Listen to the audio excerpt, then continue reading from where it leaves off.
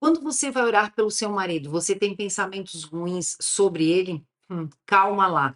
Eu quero te passar 5 coisas que o inimigo pode estar te contando, colocando na tua mente, te sugestionando para te impedir de orar pelo seu marido.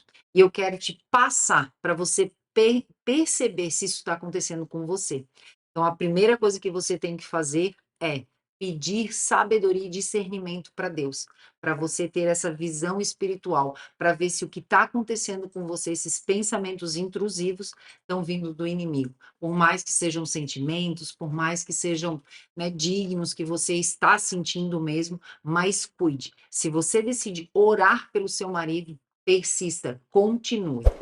E eu já te peço para curtir esse vídeo, se inscrever no canal e fixar no primeiro comentário, de colocar num comentário e eu oro pelo meu marido. Eu já fiz outros vídeos sobre oração de marido, porque é tanto pedido. Gisele, eu já oro há muito tempo pelo meu marido, minhas orações não são atendidas. Então, por isso, eu faço tanto, eu dedico tanto. E como eu tive o meu casamento restaurado por meio do poder da oração, foi orando pelo meu marido durante muito tempo, né? E me posicionando como uma filha amada de Deus, que eu restaurei o meu casamento. Hoje eu vivo um casamento maravilhoso. Então, é isso que eu quero passar para vocês, eu quero ensinar para vocês, eu quero mostrar para vocês aquilo que eu vivi, a vitória que eu tive, testemunho de vida, né. Então, muitas mulheres também, lá no Método Poder da Oração, é uma mentoria que eu tenho as alunas lá, elas me trazem isso: "Gisele, quando eu vou orar, eu penso isso, eu penso aquilo", às vezes elas nem têm percepção de que esse pensamento vem quando elas vão orar, às vezes elas vêm do nada: "Ai Gisele, olha só, eu penso assim, assim, assim". E aí eu digo: "Calma que às vezes é o inimigo querendo te sabotar". O que que eu falo para elas? Muda o foco, vamos botar o foco em você, você se cuidar, buscar a sua autoestima, buscar o seu foco em Deus, se posicionar, saber quais são os seus princípios, os seus valores, o que você quer, o que você não quer, a sua responsabilidade. Aí elas dizem: "Mas Gisele, eu que fui traída, eu que fui ofendida, magoada". Sim, mas eu não estou falando de culpa, eu estou falando de responsabilidade. Ou seja, o que que eu permiti para que isso aconteça, né. E agora, nesse sentido, eu vivi isso na pele, né, então eu quero passar para vocês que você também tem que se posicionar e dizer: "Não, o inimigo não tem a minha mente, ele não vai me impedir de orar pelo meu marido".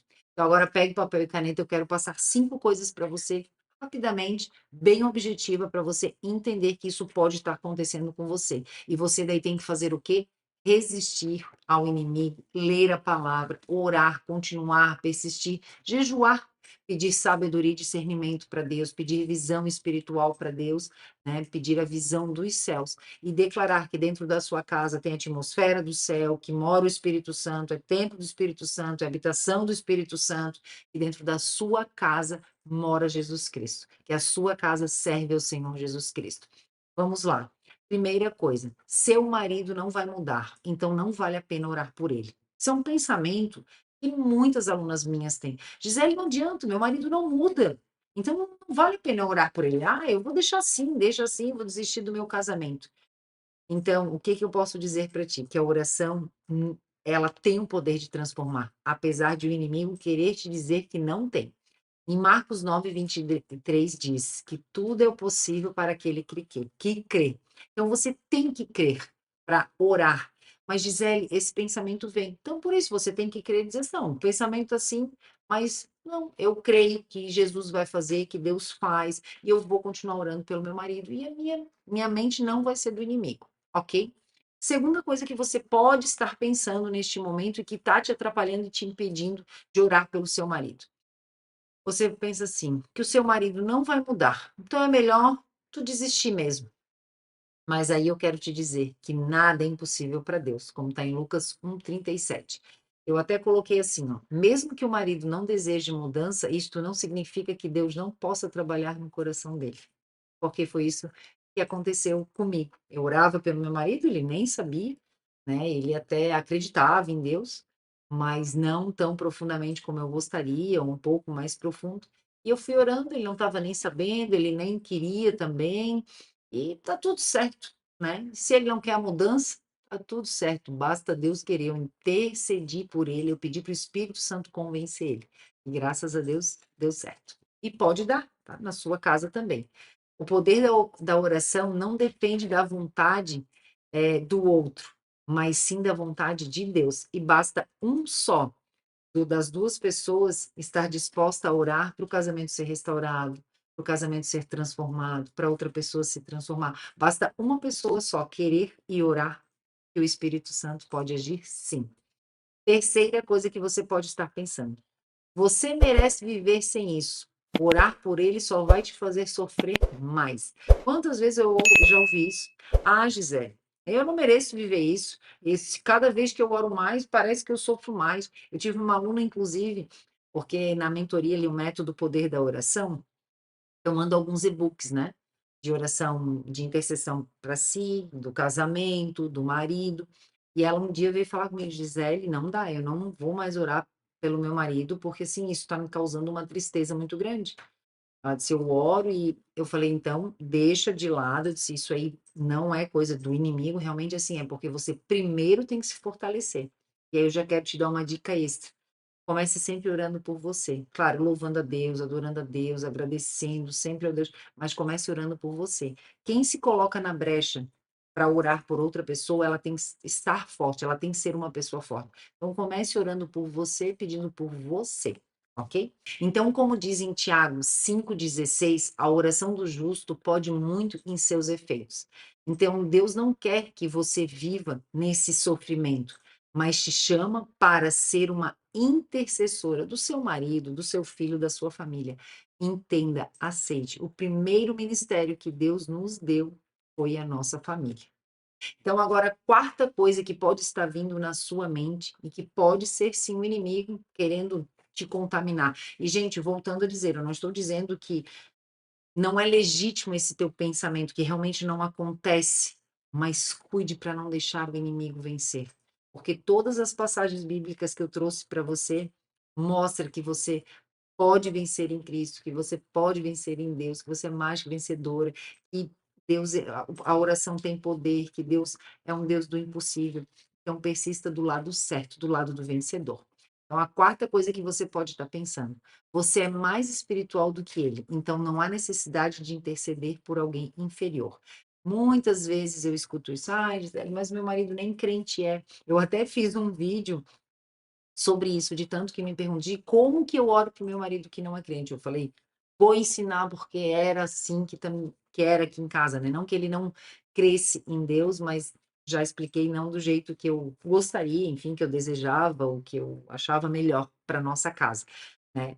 Então, assim, não se acha superior a ninguém. Vou ler para vocês uma passagem que diz assim, ó, 1 João 2,6 diz assim: aquele que diz que permanece nele deve andar como ele andou. Então eu vou te dizer, todos são iguais para Deus.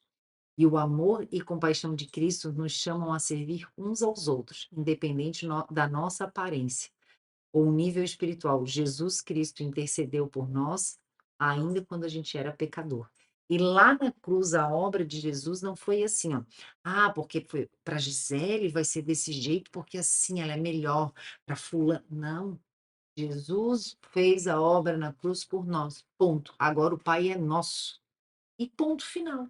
E é isso que a gente tem que entender. Eu não tenho que me achar mais do que o meu marido, que ainda não crê do jeito que eu gostaria, do jeito que eu quero, que o meu coração deseja, aquilo que eu entendo ser melhor, só que cuide com a religiosidade, né?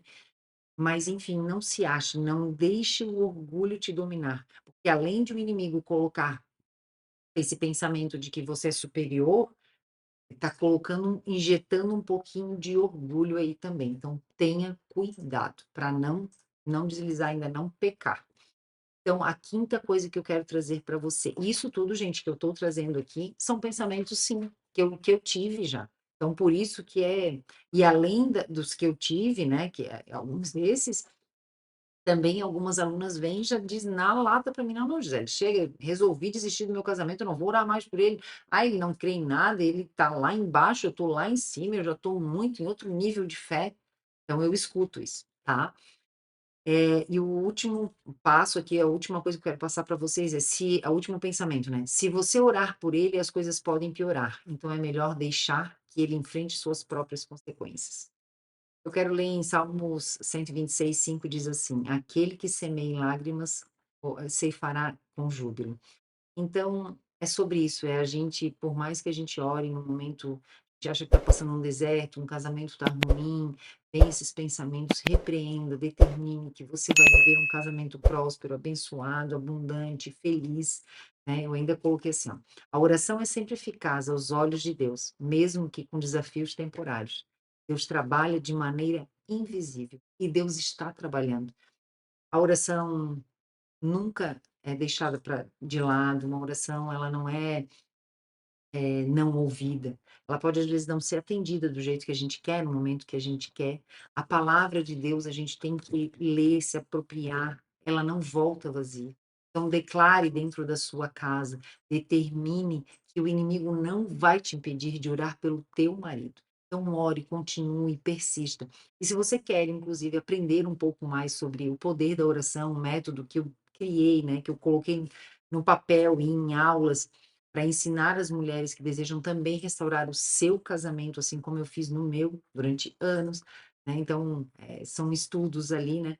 Então, clique no tem um link, a gente fixou no primeiro comentário, vai estar ali o valor, tempo, prazo, as aulas, tem aula online, tem encontro, tem grupo de WhatsApp, tem testemunhos, são aulas muito são práticas objetivas, são curtas, não é uma coisa longa, não é um curso extenso de dizer: "Meu Deus", não, é uma coisa para você já ouvir e já aplicar. Então se você se interessou, clique ali no link, venha conhecer mais. E fique nesse canal, porque nesse canal tem vídeos que edifica, todos os dias a gente publica sobre oração, sobre devocional, eu não sei orar, o que falar, como falar, orar na primeira pessoa.